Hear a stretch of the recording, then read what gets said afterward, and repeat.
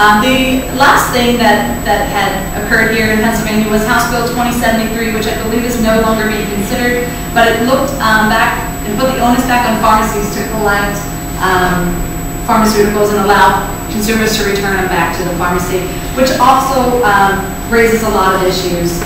Many pharmacies are not equipped with the means or the space or the staff to collect pharmaceuticals. And also, many pharmacies in our area are still flushing to dispose of pharmaceuticals, so that doesn't really help us out either. So as I mentioned, the DEA, when considering these opportunities for pharmaceutical returns, several factors have to be considered, DEA being primary. They administer the Controlled Substances Act of 1972, which states that no one other than law enforcement or a DEA registrant may be in possession of anyone else's controlled medications. So DEA's primary concern is diversion, not possible environmental effects. A second factor to consider is a particular state's Board of Pharmacy. The state's Board of Pharmacy differ on policies of pharmacists accepting consumer returns. Pharmacists cannot accept controlled substances. In Pennsylvania, the Board of Pharmacy has no problem or no regulation prohibiting pharmacists from accepting non-controlled medications, though, for the purposes of destruction.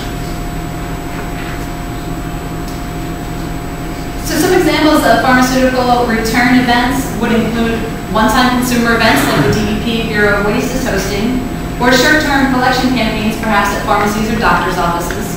Mail-back programs through a reverse distributor, which also they kind of refer to as a Netflix option, where they had a mailer and you would put your medications right back into the envelope and send it off to a reverse distributor, where they would either get credit back from the pharmaceutical manufacturer, or they would send the pills right to incineration to be destroyed.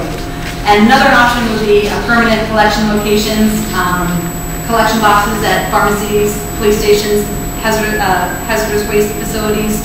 And again, DEA can find fault in all of these programs, unfortunately, because they still know that any collection event would yield the possibility of controlled substances being returned.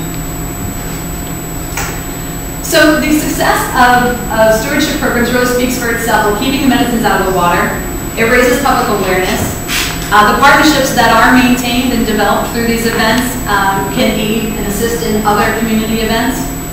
And these innovative approaches to this complex issue will eventually lead, hopefully, to a more permanent solution. Again, we face challenges with DEA prohibiting us to accept controlled substances. Funding is always an issue with how are we going to pay for these. Even if we employ reverse distributors, somebody's got to pay for the mail cost to send them back. And as good as those partnerships can be, developing them in the first place can sometimes prove troublesome. And the responsibility in cradle-to-grave stewardship is often taken off of the pharmaceutical manufacturers, where they are the ones making all the profits off the money, and hopefully we would look to them to maybe chip in to help take care of the problem in the long run. So components to a successful collection event would be comply with the DEA, let's avoid diversion, comply with our state regulations with our Board of Pharmacy, Department of Health, and DEP.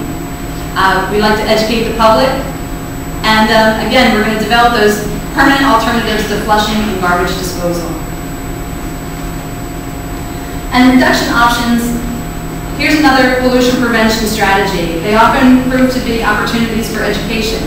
We can petition our healthcare providers to prescribe quantities that are not excessive.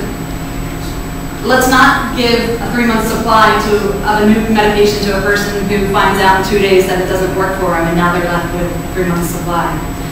Let's educate healthcare organizations to refrain from policies that promote excessive dispensing. And again, as Kent mentioned, educate our patients to recognize that for medicines to be effective, they must be taken as prescribed and in full.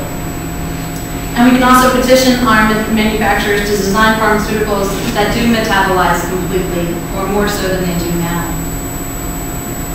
And in conclusion, our BMPs, or best management practices for the disposal of pharmaceuticals, first we'd like to see, instead of being placed in the trash, hazardous waste incineration. If that's impossible, then disposal through a municipal waste-to-energy facility, and lastly, through a solid waste landfill. And perhaps providing a permanent solution to dispose of unwanted pharmaceuticals would amount to a drop in a bucket overall, but when the citizens are provided means to dispose of motor oil or car batteries or ink cartridges on a daily basis, shouldn't we also be awarded the opportunity to dispose of our unwanted drugs in a similar fashion? So known pollution prevention, again, is key to a healthier environment.